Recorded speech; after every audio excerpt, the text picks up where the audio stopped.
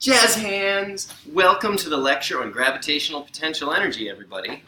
This is the part where we learn about gravitational potential energy, but rather you learn about the truth about gravitational potential energy.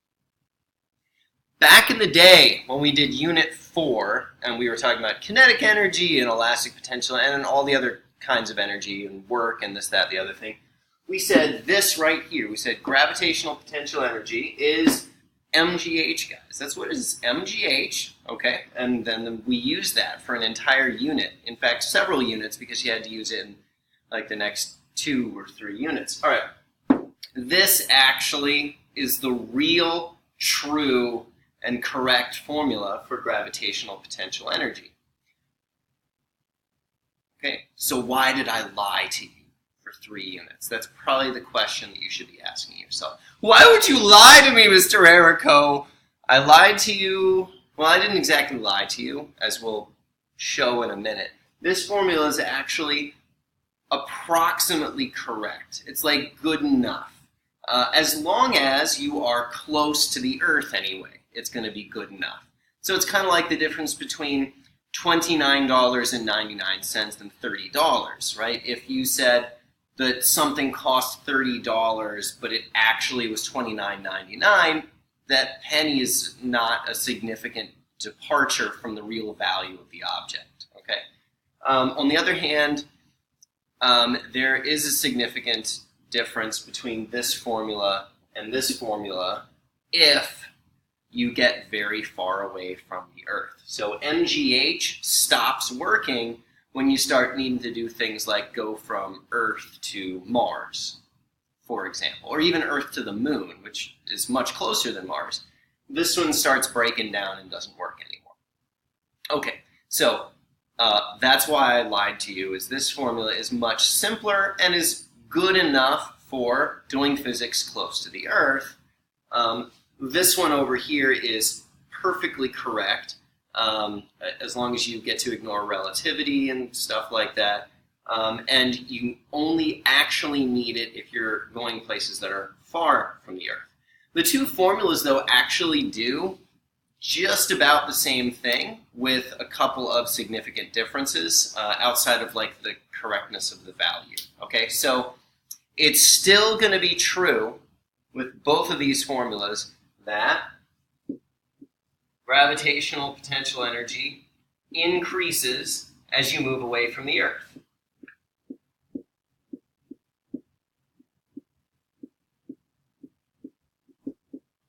All right, so, I mean, MGH, we all know how that works, right? We would say things like, well, you know, the potential energy, like, at ground level is going to be 0, and then it's not 0 as you go up, and how much there is depends on, like, the mass of the object, 9.8, and the height that you lift something up. Okay, so the higher you lift something up, the more the gravitational potential energy you have.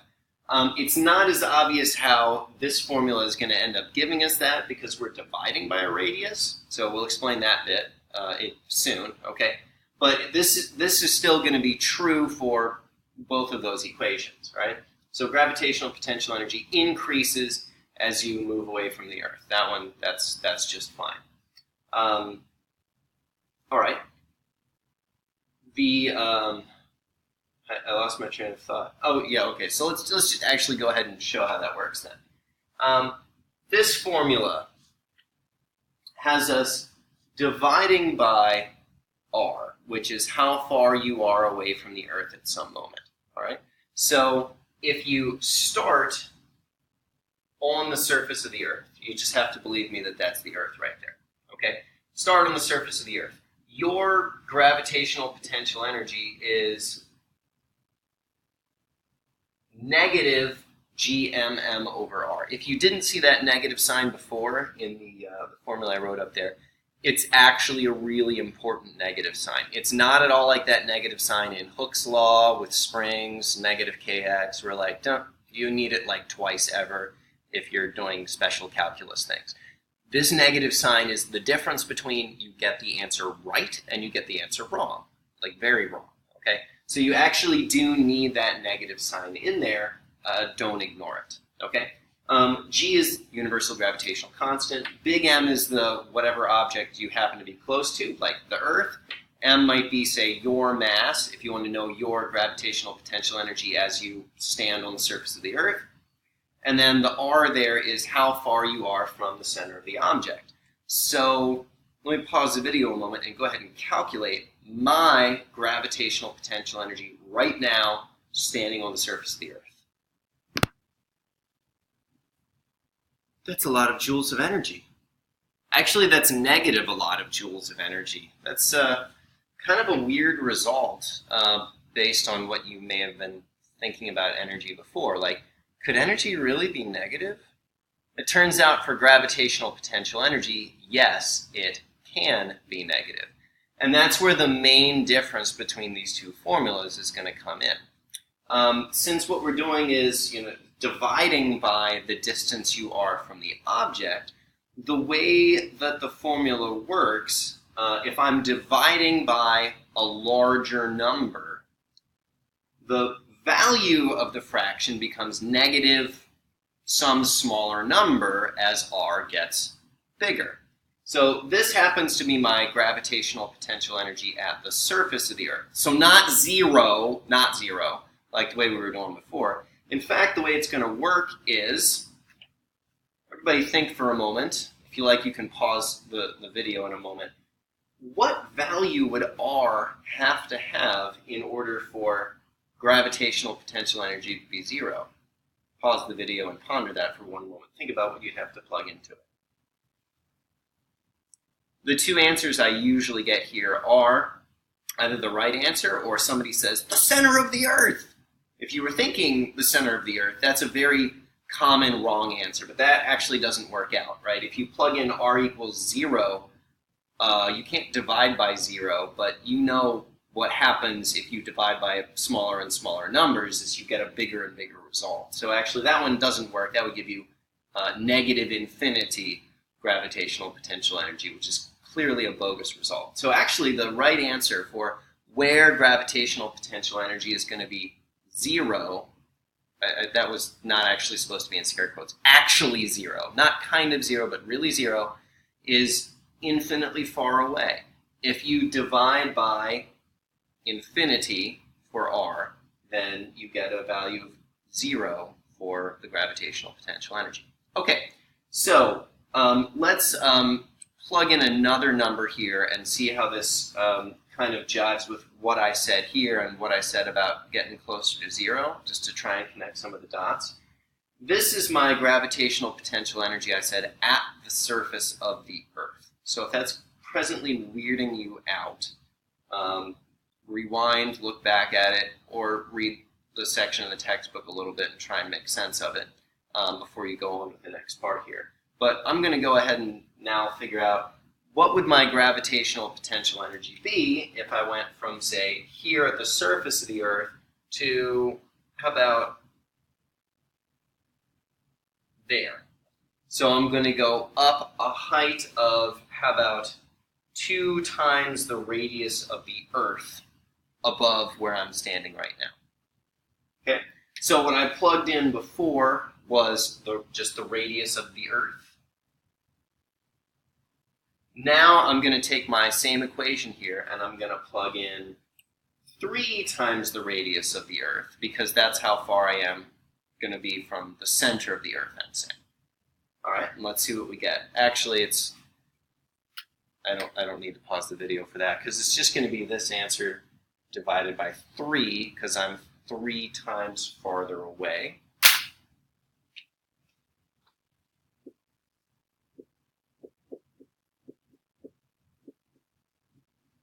So at r equals 3 times the radius of the Earth, my gravitational potential energy will be negative 1.56, yes, times 10 to the 9th joules, which is a very large increase in my gravitational potential energy. Hold on, increase, Mr. Errico, 1.56 is, that's less than 4.69. That's true, but if you were to put those two numbers on a number line, here's negative 4.9 billion, or sorry, 4.69 billion, and closer to zero is negative 1.56 billion. So this is a less negative number. So as you move farther away from the Earth, gravitational potential energy, according to our new formula that we just learned, does increase, but it never goes into positive territory. It only gets closer to zero. If you like, you can say it gets less negative. So UG gets less negative as R increases. That's what I'm writing behind my head that you can't see in the video. Okay, so gravitational potential energy is just going to get less negative as R increases. Okay, if I plug in a large enough number again for the R in my formula, if I plug in a large enough number, it's going to be effectively zero, okay? And there we go. That's the maximum value that you can ever have for gravitational potential energy. It can never be a positive number. The most it can be is actually zero.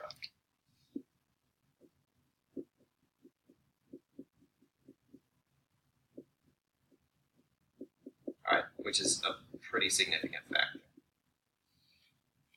Okay, all right, now I want to do one more thing in this video before we actually say do an example problem with this. And that's, I want to talk about this formula here that we learned back in Chapter 4.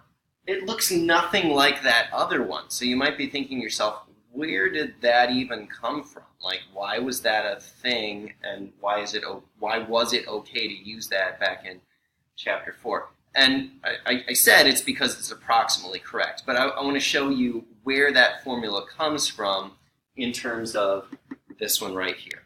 All right, so let me pause the video again.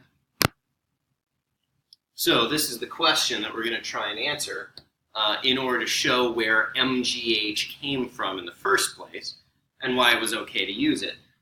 What is the change in gravitational potential energy when you move from the radius of the Earth, okay, to some other arbitrary distance away, okay? And so I've got in my diagram here the radius of the Earth, the height that you move to away from the center of the Earth, and then we'll call that total distance, little r, the distance that we happen to now be away from the Earth.